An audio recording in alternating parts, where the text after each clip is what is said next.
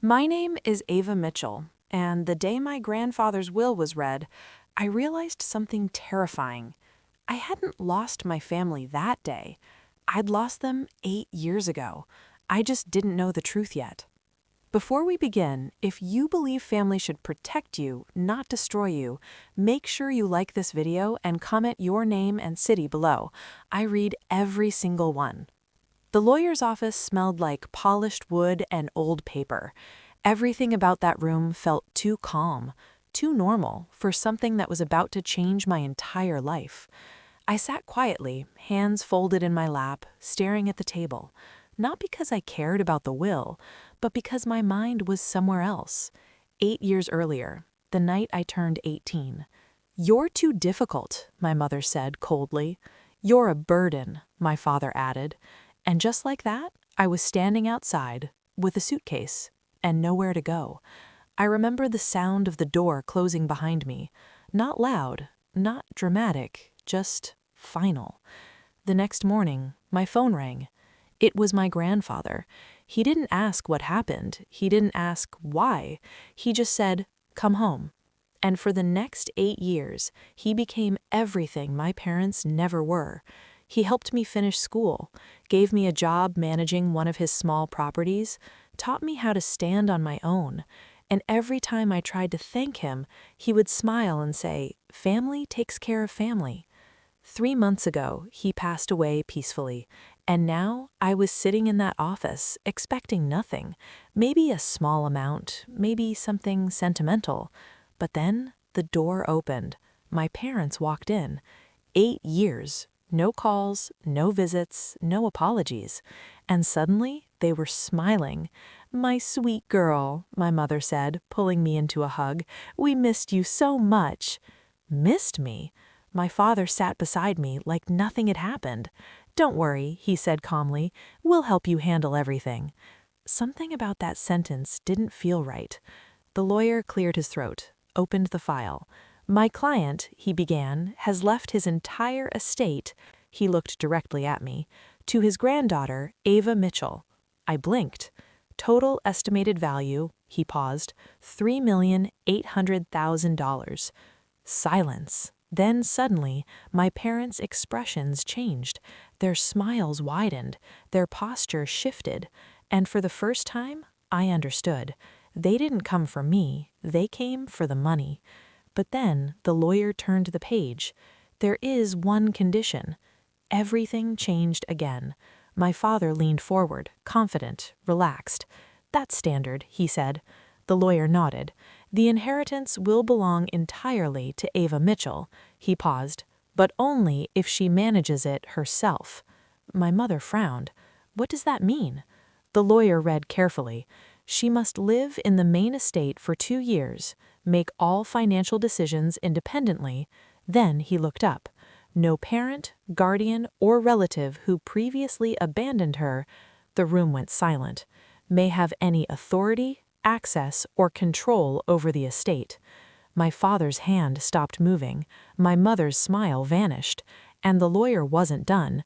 "If any attempt is made to pressure, manipulate, or influence her," he closed the document slowly, "the entire estate will be donated to charity."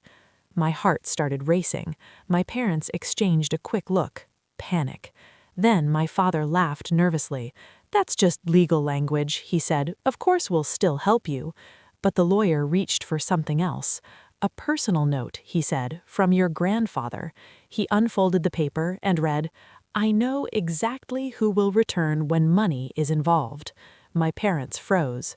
"This condition exists to protect my granddaughter," a pause, "from the same people who abandoned her." The silence that followed was unbearable. Even after he was gone, he was still protecting me. My father leaned forward quickly. "This is a misunderstanding." My mother grabbed my hand. "Sweetheart, families make mistakes." I slowly pulled away. For 8 years, I survived without them, worked, struggled, built a life, and the only reason I didn't break was my grandfather. Then the lawyer spoke again. "There is one more instruction." My parents stiffened. If requested, he looked at me, a full financial investigation may be conducted on any family member attempting to gain control. The air changed. My father went still. What investigation? He asked. The lawyer opened a folder. Before his passing, he said calmly, your grandfather reviewed certain financial activities. He slid a document toward me. My hands trembled. Bank statements, highlighted transactions, hundreds of thousands of dollars, withdrawn from my grandfather's account. Authorized by?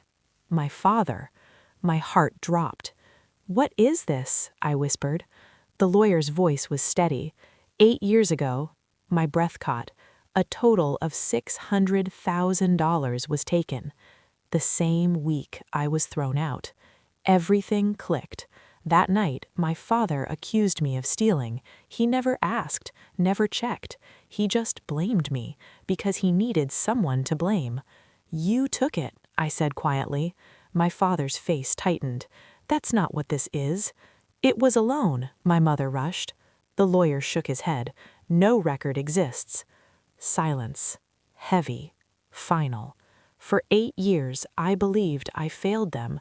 But the truth? They failed me. And worse, they used me. The lawyer looked at me. You have the right to proceed with a full investigation. My parents stared at me. Fear. Real fear. For the first time in my life, I had the power. I thought about everything. The pain, the betrayal, the truth. Then I remembered something my grandfather once said. Peace is more powerful than revenge. I placed the documents down.